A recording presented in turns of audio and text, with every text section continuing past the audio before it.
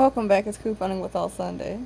So we went over clothes, so now it's time to go over dishes. Glass, utensils, pots, and pans. Alright, so now let's move to the kitchen. So I'm at the living room table, but what I'm doing is I'm looking at stuff like the fragrance, like the glasses, no matter how thick they are. I'm looking at your utensils, your things used like cooking. I'm looking at more fragile depending on what it is. Okay, certain things we will include a box in when it comes to our fragments. I have other boxes I put like my collector's items of anime things in. We didn't know I love Dragon Ball and the whole franchise.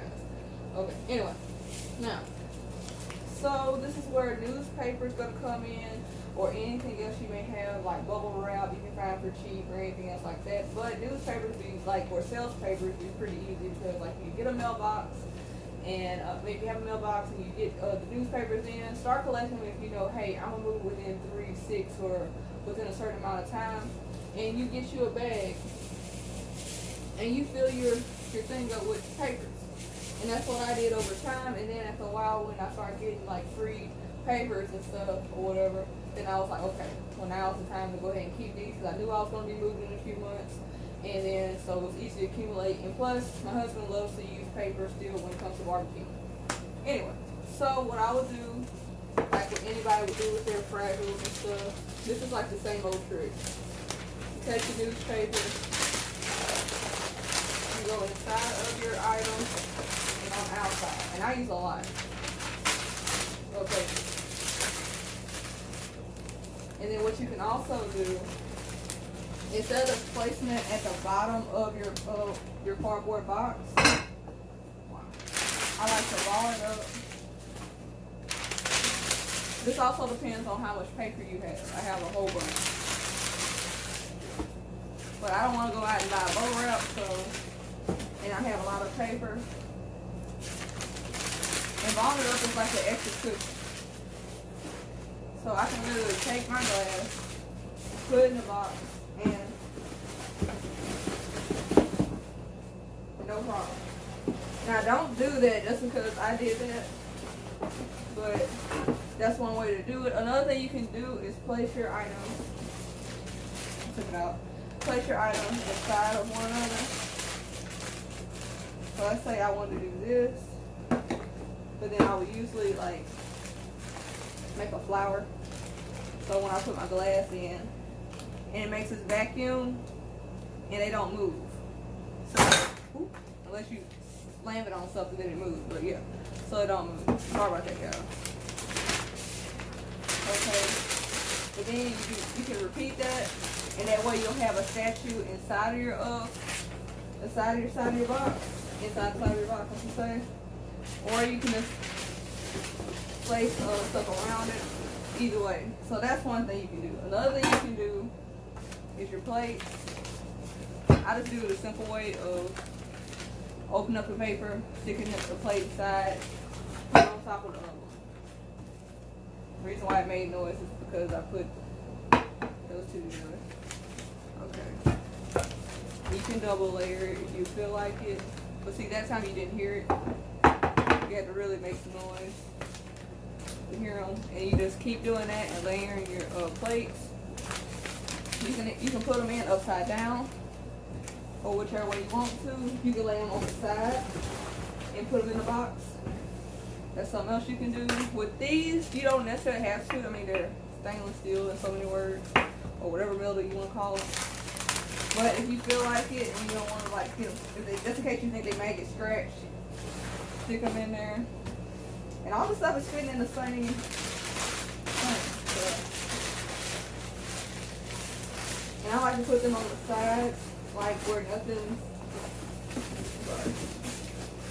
I like to put them on the sides, like where nothing's gonna be in. Like you know how you put something in a box and everything's more circular. You have rooms on the sides. Now with this, you know all those Dollar General bags and Walgreens bags and all that stuff we got?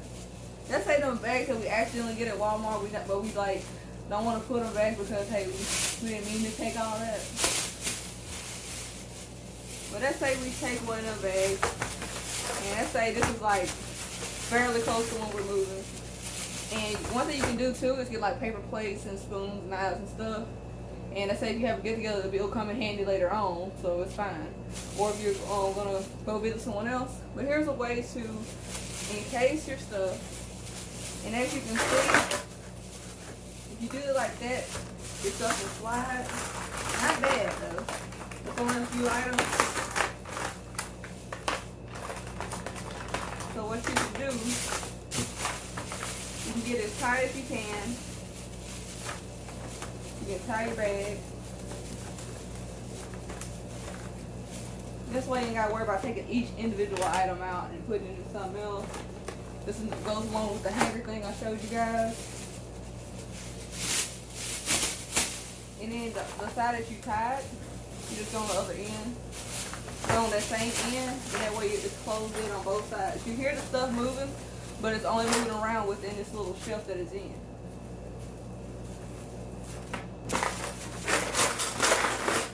There you go. And you can also place that inside of a box if you feel like it, or you can put it with your other boxes that's already encased.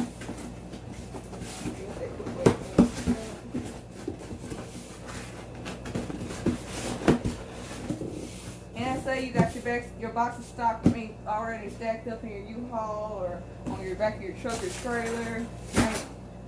There you go. So that's another quick hack or whatever with your dishes and everything.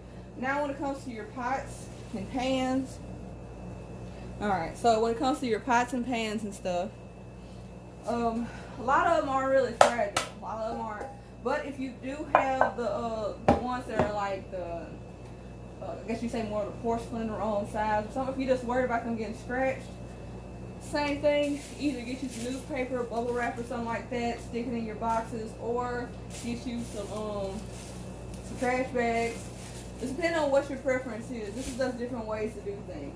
Like I said, I hate having to take individual things back out of the thing and then go ahead, especially if I already got them clean. Like if I didn't clean all my dishes and then I'm ready to pack them up and stuff, I don't have to redo it. So make sure you got clean newspaper, bubble wrap, whatever, and then but we still like at the house we still usually when we take it even out the drawer we still like rinse it off before we use it. But that's just another way of doing things.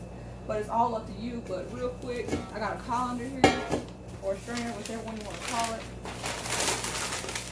That's how I place the newspaper inside of it. Place the pot inside of that.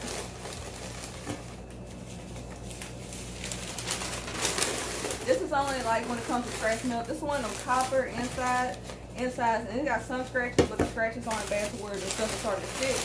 So if I want to make sure my stuff doesn't stick out of side, to stick something else inside of it, like I say, this is the quart, I want to say, quart pot. So now I put the little smaller pot inside of that, and then I don't got to worry about the bottom of it scratching just in case. And then I can stick it inside of a box, upward, because the handles, you don't want to bend your handles or anything, and put it in the box. That's only if I want to use the box. Now, because of the newspaper, I can wrap the ends up and everything else and then put it inside of bags. But when it comes to more heavier items like this, and if I ain't got it hanging like the hangers and got something to hang off the grab, that's when I have a problem. So that's only the extra step. If you want to go with string or something like that or whatever, then have it to where all you got to do is grab by the handle. If you can see how it comes out. Now, if you had it hanging, or if you had it to where you had enough newspaper to keep them together, that'd be one thing, but that's too much extra work, so box it. But thank you guys for watching this part as well.